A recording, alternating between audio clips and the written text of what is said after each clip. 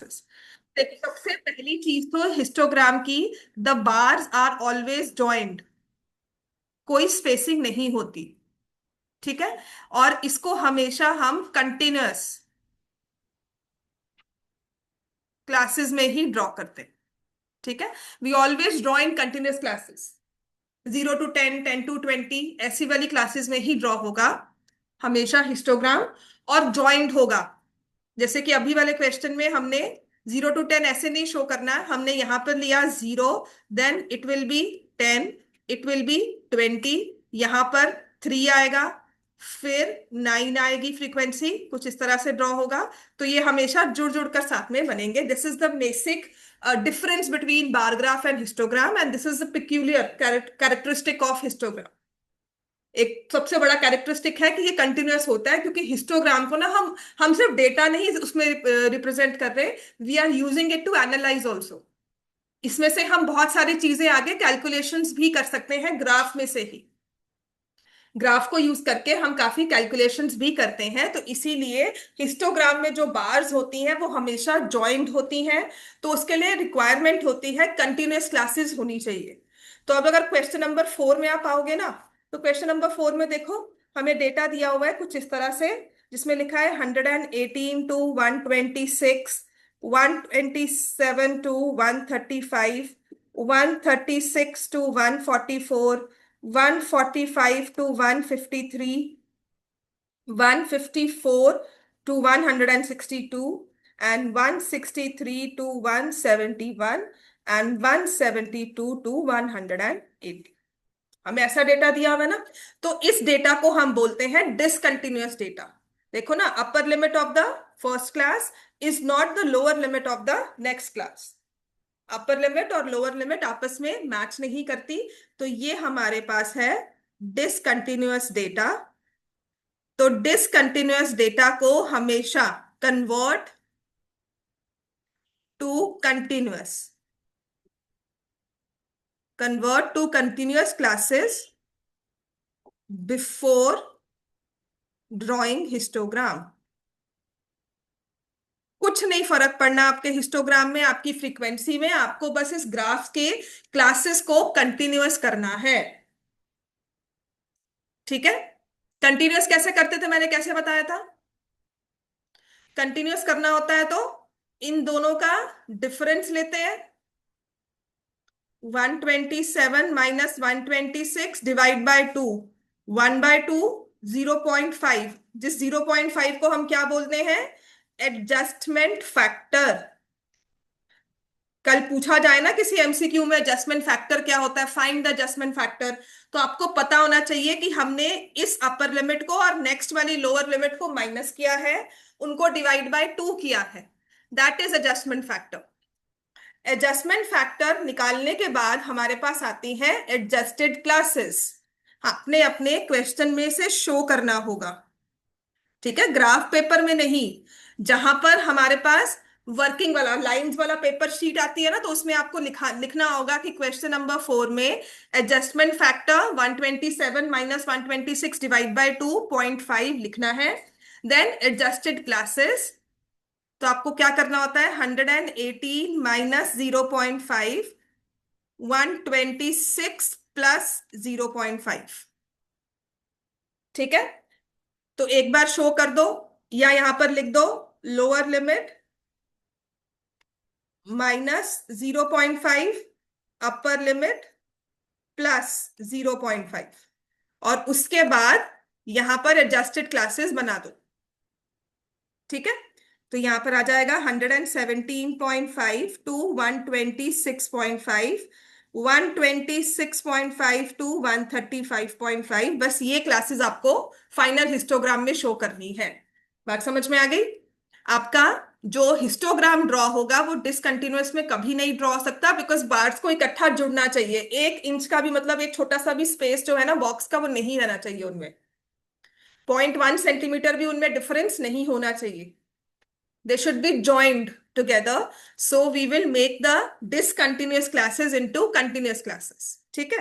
तो ये देखो आपके पास 135.5 to 144.5, 144.5 to 153.5, 153.5 to 162.5, 162.5 to 171.5 and 171.5 to 180.5। Frequency से कोई फर्क नहीं है, फ्रीक्वेंसी जो थी वही रहेगी। यहाँ पर फ्रीक्वेंसी 3 थी, यहाँ पर 5, यहाँ पर 9, here it was 12, then it was 5, for this interval it was 4 and for this it is 2।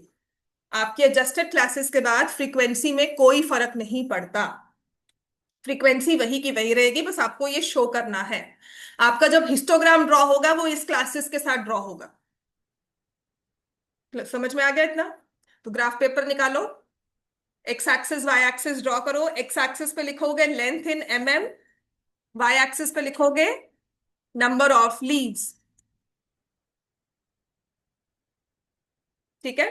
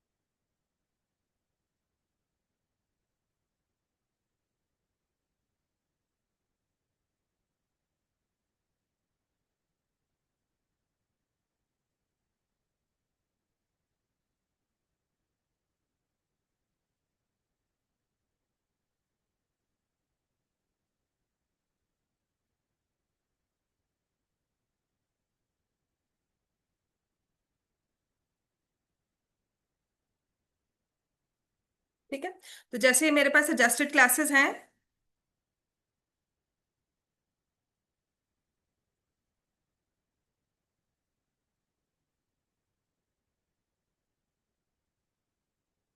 वैसे लाइन स्ट्रेट होनी चाहिए, दिस इज 0। जैसे मैंने ओवरलैपिंग बनाई है वैसे ना हो। I am taking a scale of 2 because 6 तक की जाना है मैक्सिमम, है ना?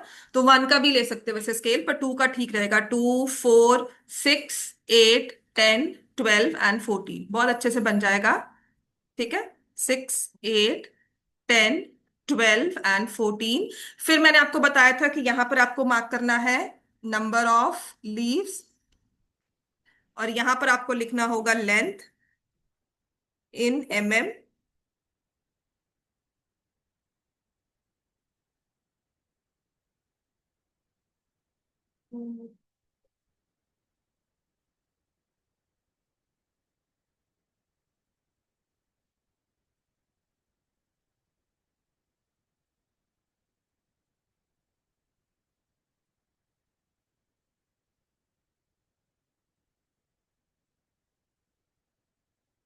ठीक है, तो देखो अब हमारा यहाँ नंबर जो ग्राफ है वो 0 से स्टार्ट हो रहा है, but the first value that we will write is 117। 117.5 लिखोगे, तुमने 18.5 लिखा है ना? हाँ, 117.5 लिखना है। तो देखो 0 से 117.5, तो यहां पर आएगा किंग, और यहां पर हम वैल्यू लिख देंगे 117.5। Then next will be 126.5, next will be 135.5, फिर हमारे पास आएगा 144, देन स्केल 9 का नहीं है ना? 144, देन 153, फिर उसके बाद है 162, फिर 171, और उसके बाद है 180। ठीक हो गया? तो नंबर 3 शो करेंगे पहले।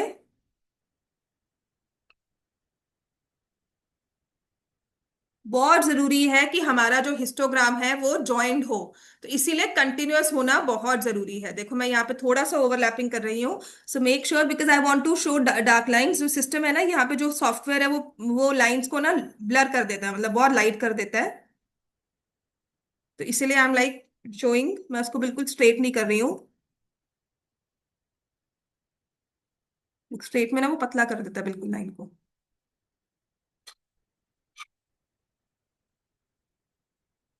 ठीक है। तो हाँ, ये ऐसी टेढ़ी मेढ़ी लाइंस नहीं होनी चाहिए।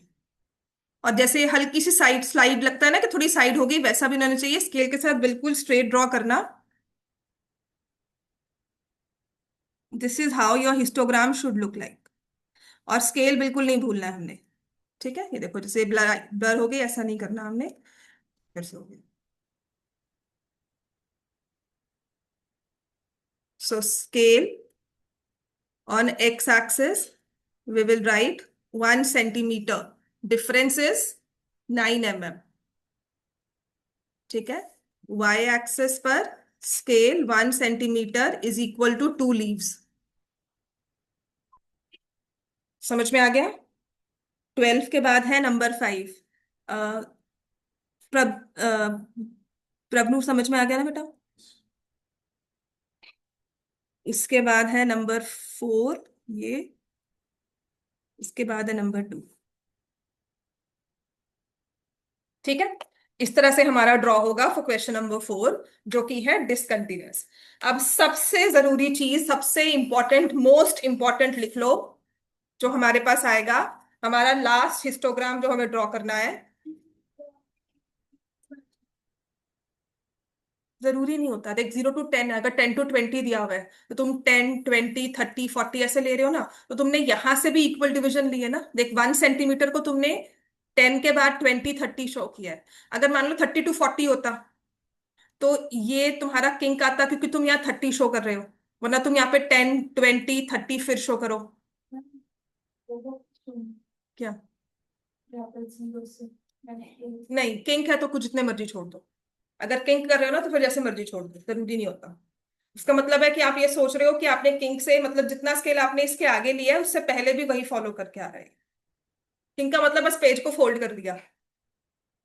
ठीक है। जो इन बिटवीन वाला स्केल था वो हमने सारा फोल्ड कर दिया, वो स्केल वैसे ही चलता आ रहा है, बस हमारा जो सिस्टम शो हो रहा है वो यहाँ से शो हो रहा है, रेलिवेंट डेटा। ठीक है।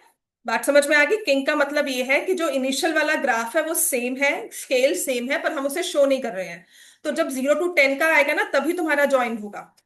किंग तब होगा जब हमारे पास यहाँ पर ज्यादा वैल्यूज है, मतलब हम यहाँ पे 30 से स्टार्ट कर रहे हैं, 40 से स्टार्ट कर रहे हैं, और तुम 40 के बाद 50 या 45 पे जा रही हो।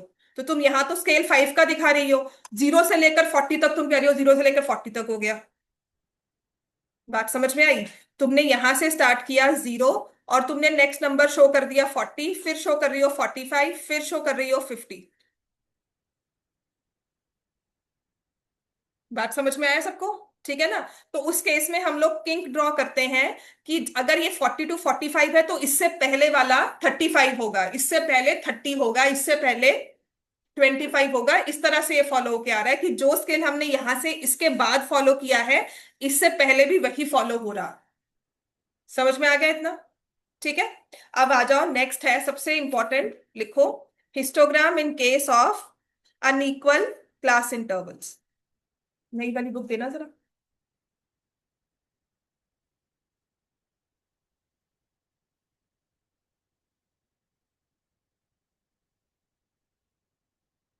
आपकी नई वाली बुक्स में ना, अब आप जो ड्रॉ कर सकते हो, पेज 154 पे ना एक हिस्टोग्राम दिया हुआ है, वो ड्रॉ कर पाओगे, जिसमें ना अनइक्वल क्लास इंटरवल्स ही दिए हुए थे आपको। वो पॉइंट वाला सिस्टम करके दिया हुआ था, ये ना हमारे पास डेटा हुआ करता था पहले। 154 पे ना हिस्टोग्राम है, देखो आराम से ड्रॉ हो जाएगा, 30.5, 35.5। ठीक है। एज प्रैक्टिस इसे ड्रॉ कर सकते हो। अभी क्लास में नहीं करवा रही हूँ। अभी सबसे इंपॉर्टेंट चीज है, हमारा एग्जाम्पल है, एग्जाम्पल नंबर 3। ठीक है। बहुत जरूरी, बहुत इंपॉर्टेंट, वेरी इंपॉर्टेंट, इस पे एमसीक्यू भी आता है। ठीक है। आपके नई वाली बुक्स में एग्जाम्पल 3 है, पुरानी वाली बुक्स में एग्जाम्पल 7 है। Example 3, example 7। पुरानी वाली बुक है एग्जाम्पल 7, नई वाली बुक है एग्जाम्पल नंबर 3। वेरी इंपॉर्टेंट, और इसी वाले क्वेश्चंस हैं, इसी पर बेस्ड, और जो हमारी एक्सरसाइज के क्वेश्चन हैं।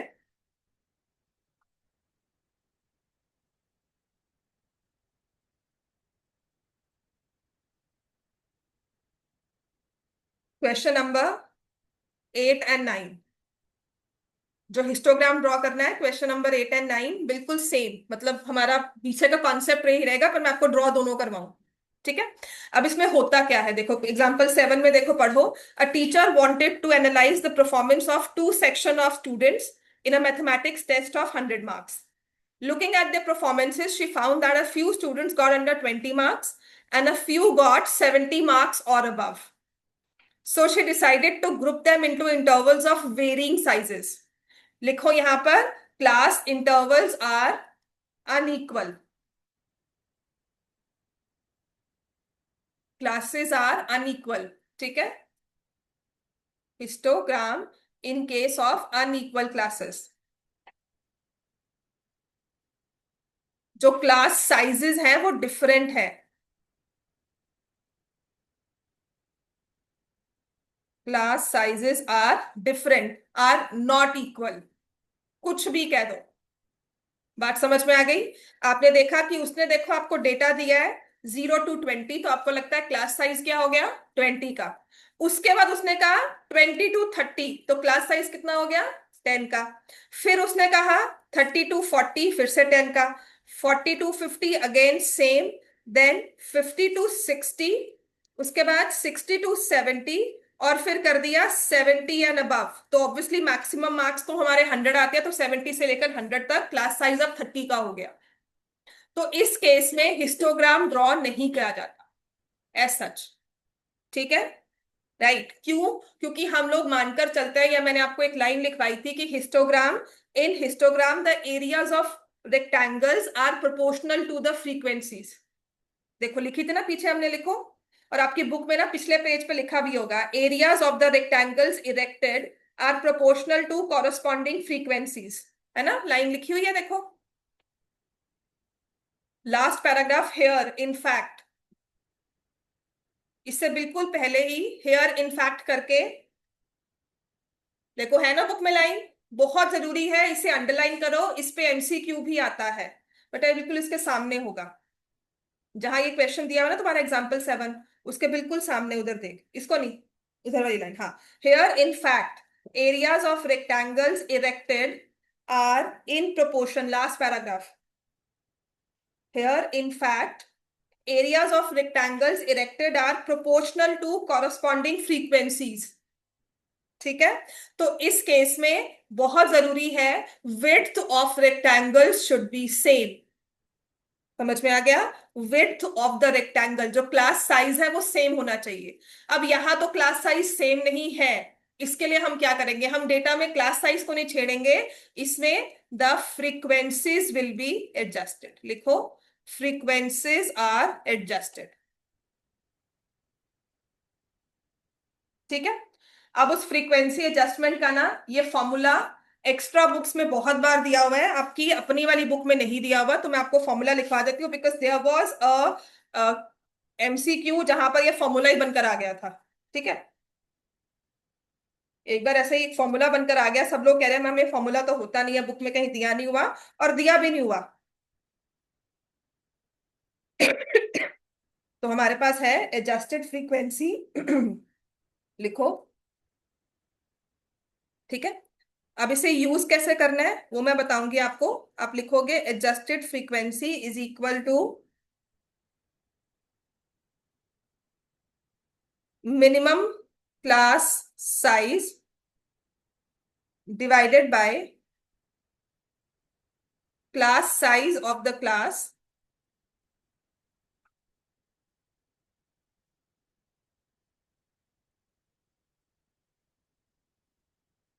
Multiplied by frequency of the class.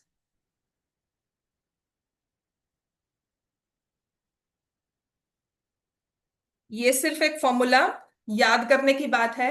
इसको जब अप्लाई करोगे तो बहुत इजीली अप्लाई हो जाएगा।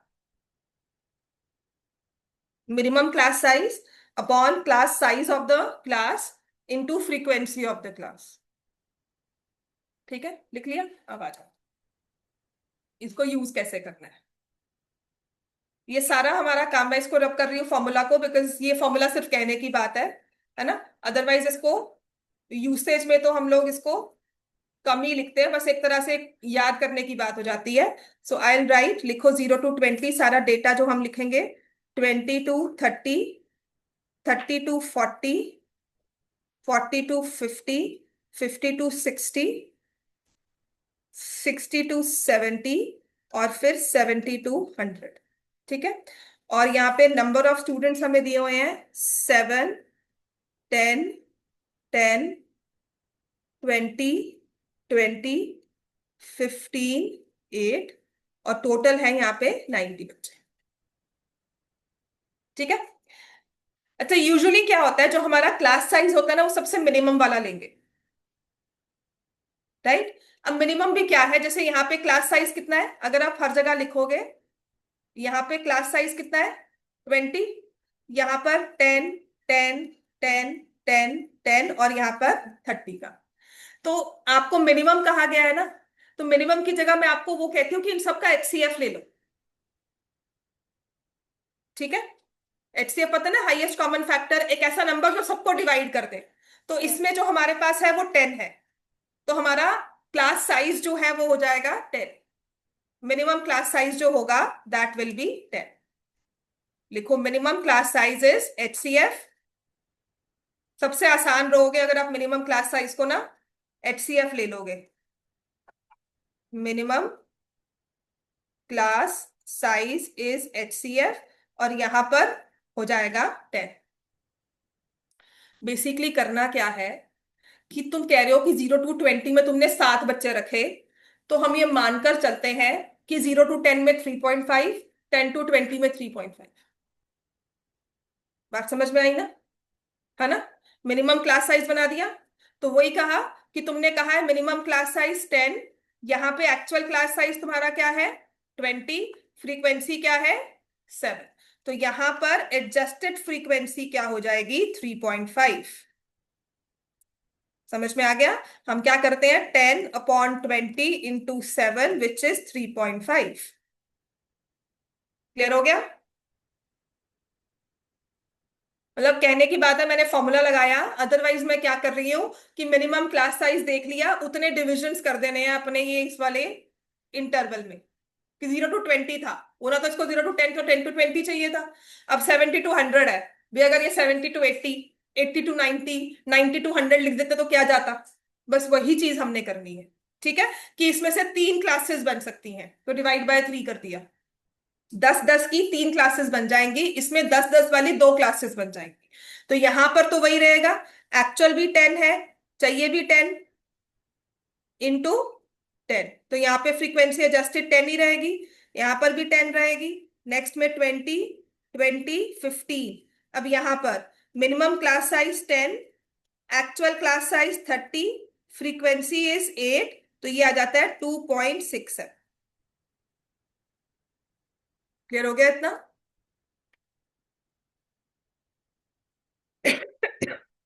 ठीक है। तो अब आपके ग्राफ में कौन से डेटा आते हैं, ये सबने लिख लिया। एडजस्टेड फ्रीक्वेंसी समझ में आ गई। ठीक है, आपने एडजस्टेड फ्रीक्वेंसी सारी लिखनी है पेपर में, अलग से कैलकुलेशंस करके शो करना होगा एडजस्टेड फ्रीक्वेंसी को, फॉर्मूला लिखकर एडजस्टेड फ्रीक्वेंसी सारी लिखनी होगी। तो अब आपके पेपर में ना, जो आपके ग्राफ में आएंगे डेटा, देखो एक तो ये आएगा एज इट इज, इसको 0 to 10 नहीं बनाओगे, 0 से लेकर 20 तक की लगाओगे, लेकिन फ्रीक्वेंसी ये वाली शो करो। जो मैंने हाईलाइट किया है आपके ग्राफ में, ये 2 डेटा आएंगे। समझ में आ गया। ग्राफ पेपर निकालो अब। चाहिए कि है और चाहिए ना फिर।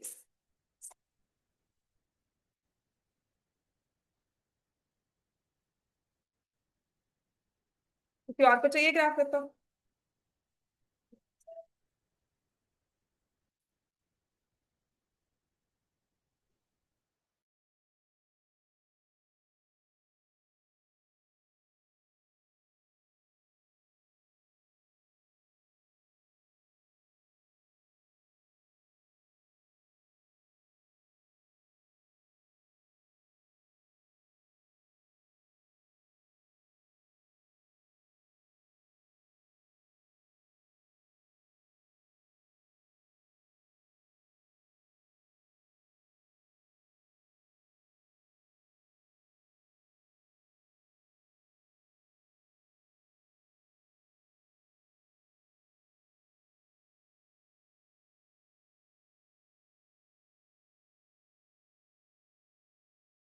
ठीक है।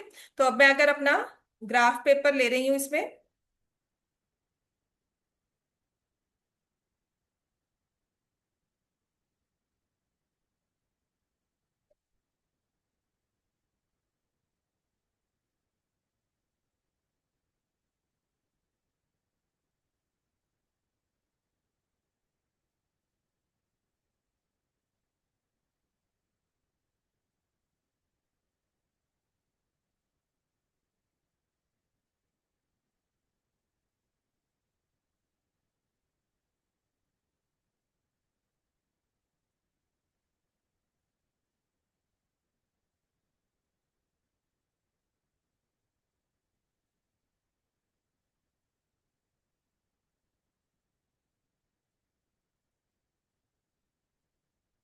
यहीं पे ड्रॉ कर दूं, आई नो हाउ टू। ठीक है ना, मेरे पास डेटा तो है ही है। तो यहाँ पर अब मैं क्या करूंगी,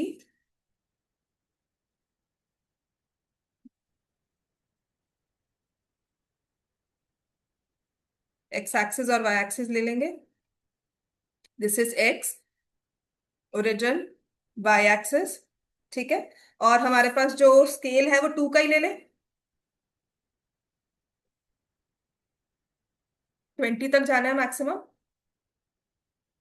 है ना। 2 का स्केल ले लो, सबसे ठीक रहेगा। तो यहाँ से 2, 4, 6, 8, 10, 12, 14, 16, 18 और 20, ये आ गया ना। ठीक है। अब यहाँ पे क्लास इंटरवल्स जो होंगे 0, फिर उसके बाद 20, फिर 30, 40, 50, 60 और फिर 70 के बाद 80, 90, 100, यही शो करो।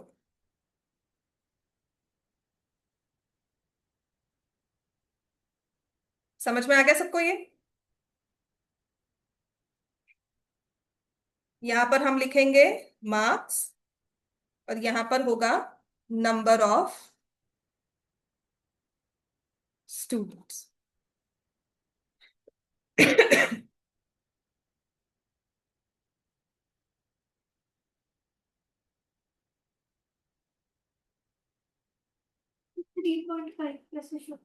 देखो ये 3 आ गया, 3.5 4 के बीच में, ये तो 3 है ना एग्जैक्ट। तो 3 और 4 के बीच में एग्जैक्टली इन बिटवीन ले लो ना, 5 का डिवीजन है 2.5 पे। ठीक है। तो जैसे यहाँ पे 3, तो एग्जैक्टली इस सेंटर में हमने,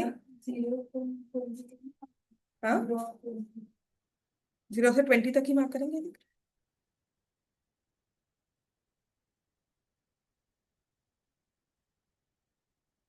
0 से 20 पे ही मार्क करेंगे। फिर 20 to 30 में हमारे पास है 10। समझ में आ गया सबको ये? समझ में आ गया? Then again 10, then 20,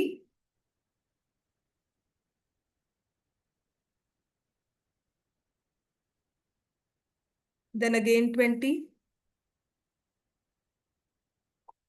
then 15,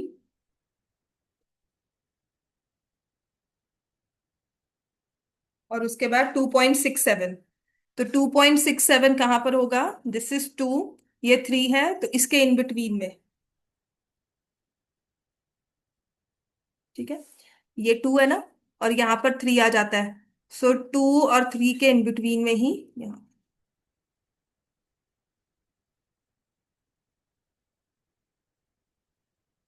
so this is your histogram in case of unequal class intervals.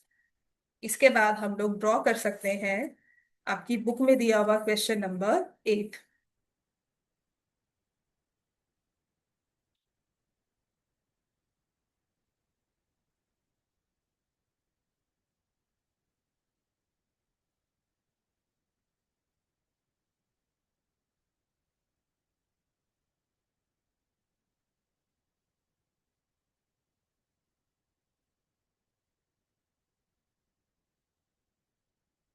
और मैंने आपको बहुत इंपॉर्टेंट लाइन लिखवाई थी, areas of rectangle should be in proportion to the frequency. Areas of rectangle should be in proportion to the frequency.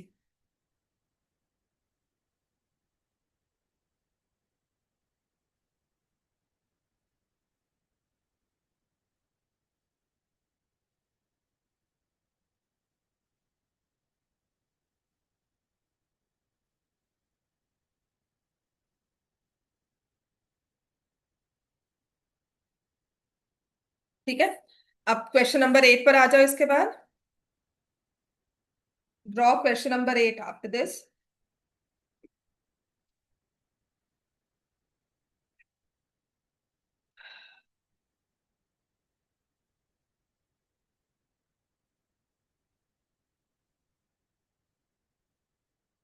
समझ में आ गया तो सारा, ये हो गया ड्रॉ कि नहीं रहता है? कर फिर ना, देख के रहे।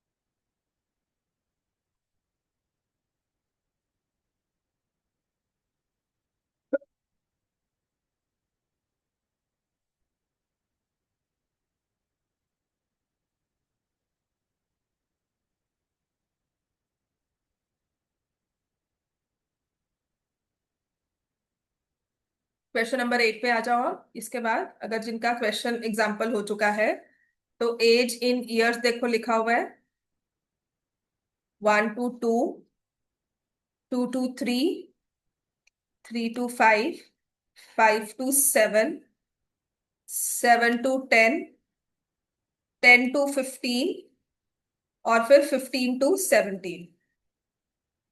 ठीक है, इसमें जो क्लास साइज है वो 1 का है, इसमें भी 1 का है, इसमें 2 का, इसमें 2, 3, है ना, और फिर इसमें 5, और इसमें 2। तो मिनिमम क्लास साइज क्या होगा? 1 का। समझ में आ गया? तो समटाइम्स क्या होता है कि 1 का अगर नहीं दिया हुआ तो आप क्या करते हो, 2, 3 में मिनिमम क्लास साइज 2 का लोगे? नहीं, ऐसा नहीं है। आपको मिनिमम साइज वो लेना है जो सबको डिवाइड कर सके, तो इस केस में 1 का होगा। ठीक है, तो यहाँ पर फ्रीक्वेंसी जो हमें दी हुई है, नंबर ऑफ चिल्ड्रन, वो दिया हुआ है 5, 3, 6, 12, 9, 10 और 4। तो हमारी एडजस्टेड फ्रीक्वेंसी, ये जो फ्रीक्वेंसी है, this is number of children given to us. Adjusted frequency में हमने क्या करना है? Minimum class size upon actual class size multiplied by frequency. तो यहाँ पर 5, minimum class size 1, actual class size भी 1, और actual frequency 3। Minimum class size 1 है, एक्चुअल क्लास साइज क्या है? 2, और फ्रीक्वेंसी है 6। तो यहाँ पर एडजस्टेड क्या आ गई? 3। तो बेसिकली ये है कि 3 से 4, 4 से 5, हमने 2 डिविजन्स करनी थी, हमने नहीं की। तो अगर कर देंगे तो हर एक की फ्रीक्वेंसी 3 3 हो जाएगी। ठीक है, तो यहां पर भी 1/2 into 12, तो answer will be 6। So 1/3 into 9, answer will be 3। 1/5 into 10, answer will be 2। And 1/2 into 4, answer will be 2। तो ये हमारा नंबर, ये वाली फ्रीक्वेंसी और ये वाली, ये ग्राफ पे शो होगा। ठीक है, अब ये ग्राफ ड्रॉ करना तो आसान है ना, स्केल भी बड़े आराम से ड्रॉ होगा। हाँ, हाँ, 1 का स्केल ले लो।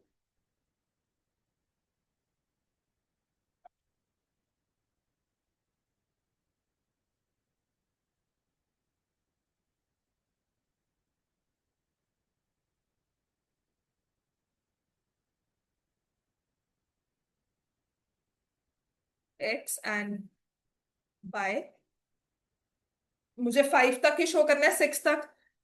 तो 1, 2, 3, 4, 5, 6।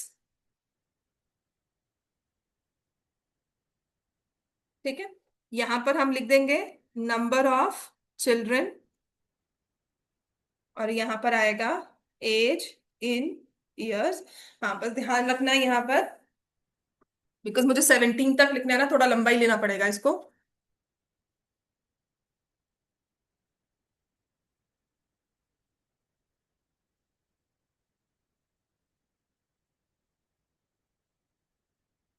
तो किंग तो नहीं आएगा ना? नहीं, किंग आएगा, हाँ।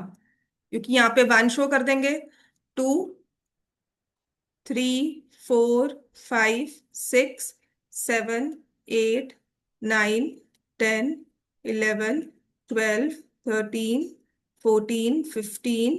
अच्छा, क्योंकि मैंने इसको थोड़ा पीछे से स्टार्ट किया ना, इसलिए मेरा नहीं आएगा, आप लोग का आ जाएगा। तो मैं इसको आगे तक मान लो, यहाँ तक 17 आ गया। ठीक है, तो किंग तो यहाँ पर नहीं ड्रॉ होगा। 1 to 2 में 5 है।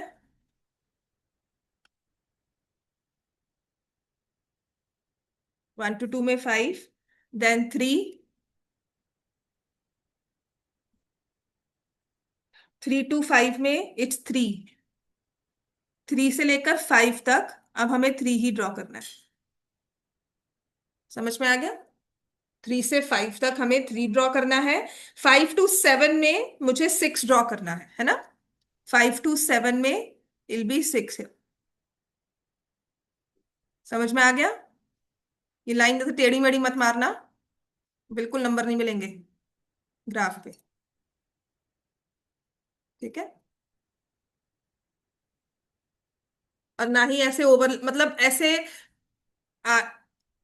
मिसअलाइंड जो हो ना लाइंस, वो भी नहीं होनी चाहिए। ठीक है, सो 5 to 7 में इट्स 6, 7 to 10 में इट्स 3 अगेन। तो 7 से लेकर 10 तक 3।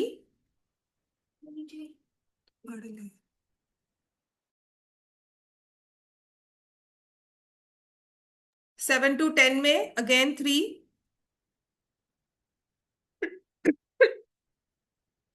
10 to 15 में 2।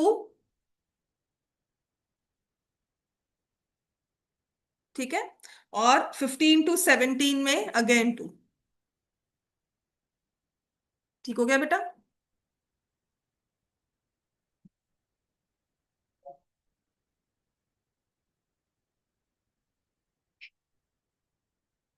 10 to 15 में 2 ही है ना? हाँ, और 15 to 17 में भी 2 है। ठीक है, समझ में आ गया? तो ऐसे वाले हिस्टोग्राम के नंबर मिलेंगे। एडजस्टेड फ्रीक्वेंसी प्रॉपरली ड्रॉ की होगी। अब क्वेश्चन नंबर 9 जो है वो बहुत छोटा सा है, ऐसा ही इसको ड्रॉ करना है, होमवर्क में ले लो। ठीक है, और कल एक बस लास्ट टॉपिक रह जाएगा, फ्रीक्वेंसी पॉलीगन। उसके बाद हमारे पास एक पूरा सिलेबस हमारा खत्म है स्टैट्स का। आपको कोऑर्डिनेटर्स दूसरे वाले को स्टार्ट करना है, और आपको एक हीरोन्स फॉर्मूला स्टार्ट करना है, तो वो मैं करवा। ठीक हो गया बेटा?